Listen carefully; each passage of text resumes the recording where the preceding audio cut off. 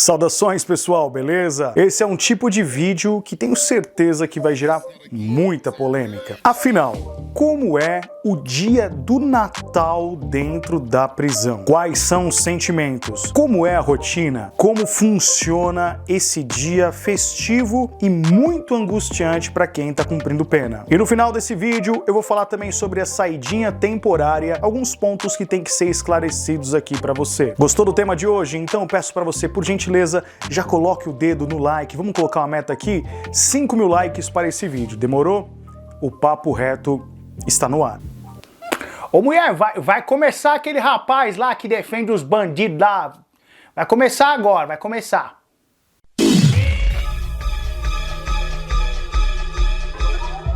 Sem sombra de dúvida, o dia do Natal dentro da prisão é o dia mais difícil de cumprir pena. Mas antes de entrar nessa questão e explicar como funciona a rotina dentro da prisão, eu quero só avisar você o seguinte. Esse é um vídeo que eu faço uma análise humana de convívio explicando a realidade dentro do sistema prisional. Eu não estou aqui para analisar o crime do cara, eu não estou aqui para analisar a periculosidade do cara, eu não estou aqui para analisar esses conceitos. E muito menos para passar pano e para chamar um preso de vítima. Dito isso, bora lá. Como eu citei no início, é o dia mais terrível dentro da prisão. Porque não tem como, por mais que o cara esteja cumprindo 1 ano, 2 anos, 3 anos, é inevitável ele não ficar pensando, ou seja, lembrando da família, lembrando do que será que as pessoas estão fazendo nessa data festiva. É algo que fica acorrentado dentro da mente do cara. E eu costumo dizer que no Natal é realmente o dia específico do ano em que a pena, ou seja, o peso da cadeia é realmente colocado de uma forma muito mais dobrada. Dobrada é 5 vezes, 10 vezes pior. O clima de melancolia domina totalmente o pavilhão. A cela, o olhar de cada preso. Mas como é que funciona a rotina? Normalmente não tem atendimento, não tem advogado, não tem o ritmo normal, que às vezes o cara fica acostumado com o ritmo da prisão. No dia 24 de dezembro, dentro da prisão, o ritmo fica realmente muito mais parado. Logicamente que as outras rotinas, por exemplo, de alimentação, elas continuam sendo feita de forma normal, café da manhã, almoço e janta. Com certeza nas unidades onde tem droga em abundância, é também o dia onde muitos presos acabam se drogando muito mais, porque a droga se transforma numa fuga, ou seja, o cara não quer encarar aquela realidade, aquele cárcere mental, cárcere psíquico, ele acaba indo para a droga, usando a droga para poder sair um pouco dessa realidade. Então, como funciona tudo normal, banho de sol da manhã, banho de sol da tarde, começa a apertar com certeza no dia 24, a partir das 8 da noite começa uma angústia maior. E com certeza um dos maiores terrorismos é porque você acaba assistindo na televisão muitos programas que remetem você, ou seja, levam você para a rua e automaticamente as lembranças que você teve vivenciando o dia de Natal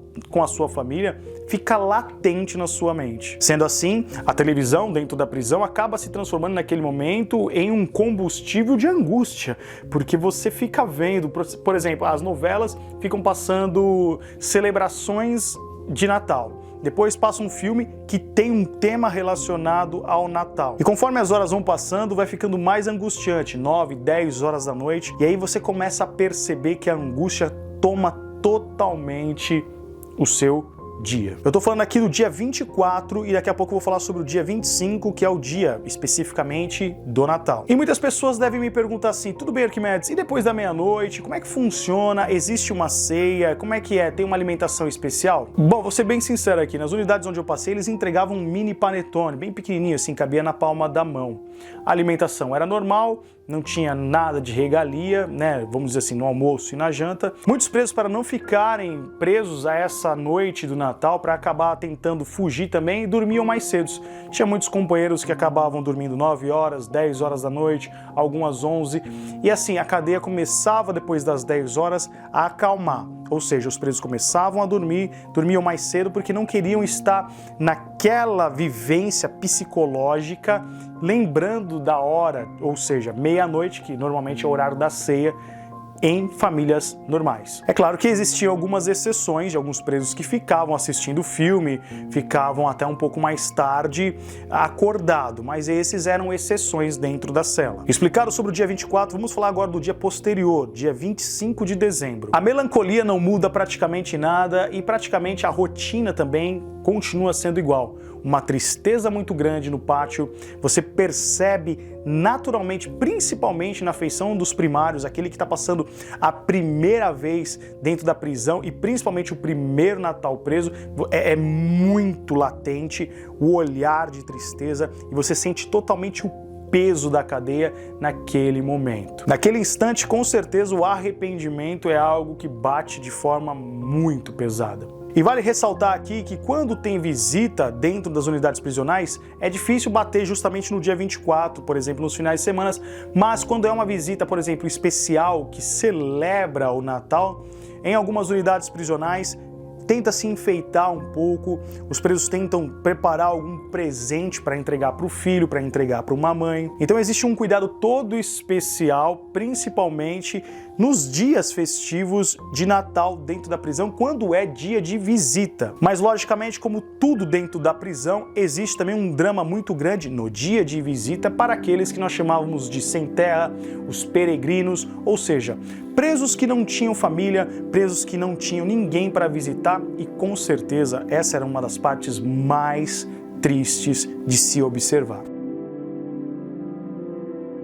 Porque dentro da prisão você percebe muitas coisas. Com um olhar humano aqui, você começa a analisar o cara isolado, o cara às vezes totalmente debilitado emocionalmente e pensando com certeza na sua família no período da visita. Por um outro olhar, você percebia a alegria do filho, do marido ao receber a sua mãe, a sua esposa, o seu filho. Então é um grande caldeirão de emoções, sem sombra de dúvida. E isso funciona no CDP, funciona também nas penitenciárias. Logicamente que há uma diferença no semiaberto e eu vou fazer um breve comentário sobre ele agora. O preso que cumpre sua pena no semiaberto, ele tem a chamada saída temporária.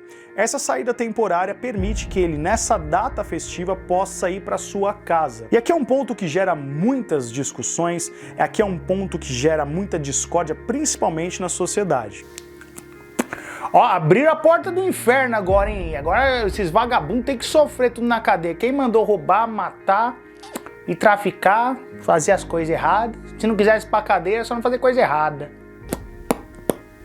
Eu não sei se você é a favor ou se você é contra, inclusive comente aqui se você é a favor ou contra a saída temporária, mas não diga se eu sou a favor ou sou contra. Explique os seus motivos por que você é a favor ou por que você é contra. Eu só quero fazer aqui um ponto. Eu vejo muitas pessoas usando como argumento crimes específicos, ou seja, fazendo uma medida usando a exceção como regra. Vou dar um exemplo. Muitas pessoas acabam argumentando no meu canal falando assim, e o Natal daqueles que realmente perderam um filho por um vagabundo que matou um pai de família, que matou alguém, você está pegando e medindo os demais presos por uma régua da exceção, porque não são a maioria que estão lá que cometeram crimes tão bárbaros, e eu concordo com você que pensa dessa forma, porque esse é um crime bárbaro, você tirar a vida de uma pessoa é realmente muito pesado. Mas para se fazer justiça, você não pode usar uma exceção como regra. É a mesma coisa se eu ficar pegando um policial que tem uma conduta criminosa, eu pegar um juiz que pode ser corrupto, eu pegar alguém especificamente por conta de uma atitude isolada, colocar todo mundo dentro do mesmo balaio e falar, tá vendo?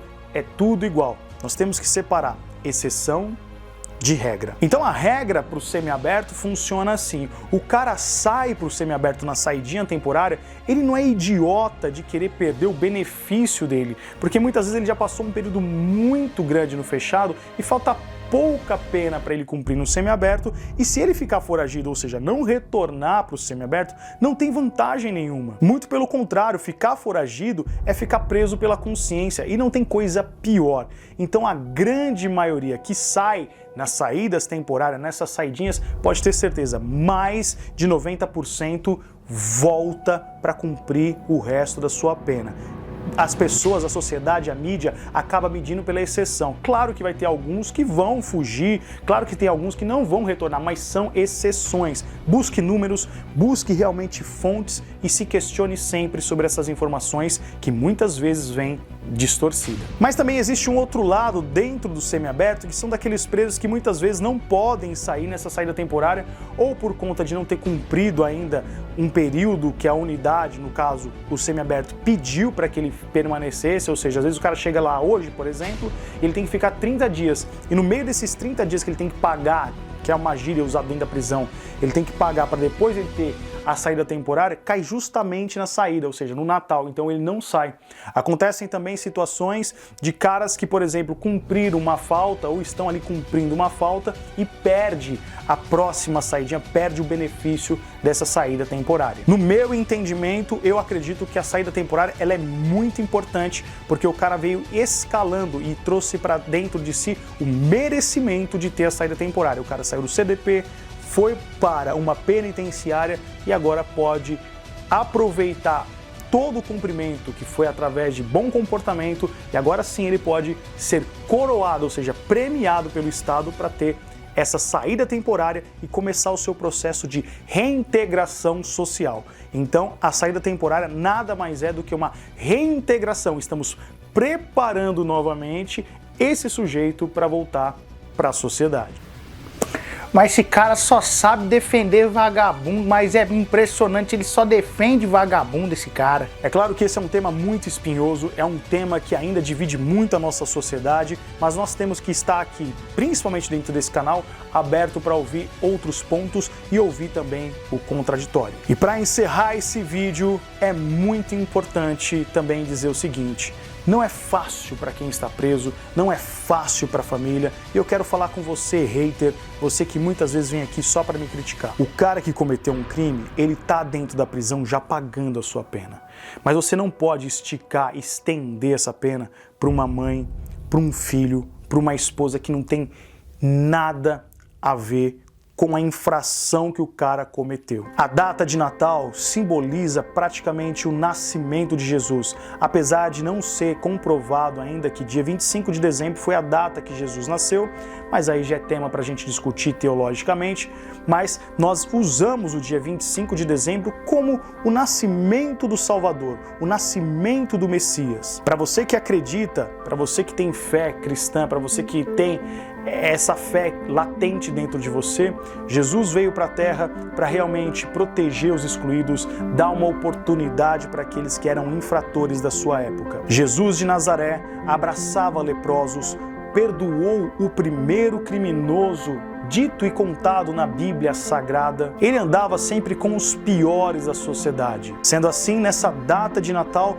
nós temos que refletir sobre o significado daquilo que aquele homem chamado Jesus de Nazaré deixou para essa humanidade ocidental, deixou para todos aqueles que acreditam em sua mensagem, assim como eu.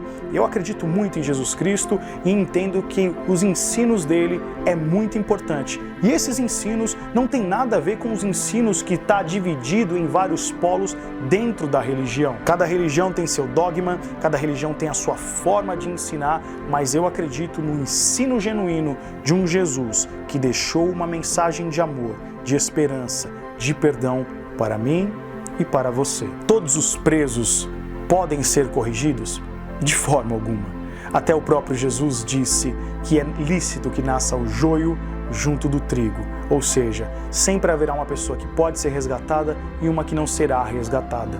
Essa é a realidade. O mais importante de tudo isso é que eu e você sempre tenhamos a humildade de entender que esse não é um tema fácil, que esse não é um tema para aventureiros, que esse não é um tema para pessoas que ficam babando e são apaixonadas na internet e saem falando coisas sem conhecer a fundo. Eu sou Arquimedes Nicastro, esse é mais um Papo Reto. Eu quero agradecer a você que está aqui me assistindo. Muito obrigado por você me dar a sua atenção. Muito obrigado por você me acompanhar. Muito obrigado, já estamos chegando a 100 mil inscritos. E eu quero pedir para você agora, carinhosamente, compartilhe esse vídeo, deixa seu like, comente aqui a sua opinião. E se você realmente quiser conhecer a minha história de vida, como eu conheci o cárcere, aí eu recomendo para você a leitura do livro Lodebar, Submundo do Crime, A Vida na Prisão. Uma verdadeira história muito profunda. Tenho certeza, para você que já leu, sabe o teor dessa história, e para você que não leu, com certeza vale muito a pena para que você possa olhar a prisão com o olhar daquele que realmente vivenciou. Temos ele na versão física e temos ele também na versão em e-book. Você encontra todas essas versões no meu site www.arquimedesnicastro.com.br. Fique ligado porque agora em janeiro com certeza nós vamos chegar a 100 mil inscritos graças a você. Então se você não se inscreveu, se inscreva no canal, porque ao chegar a esse número de 100 mil inscritos, vou sortear 10 exemplares do livro Lodebar, vou mandar para você autografado na sua casa. Então me siga no Instagram e fique ligado nas novidades. Novamente, muito obrigado pela sua atenção. Nos encontramos no nosso próximo vídeo aqui no canal. Um grande abraço a todos, que Deus abençoe a tua vida, que Deus abençoe a tua família, que Deus guarde você e te dê sabedoria para tudo aquilo que você for fazer, Ele esteja ao teu lado. Até o nosso próximo encontro. Valeu!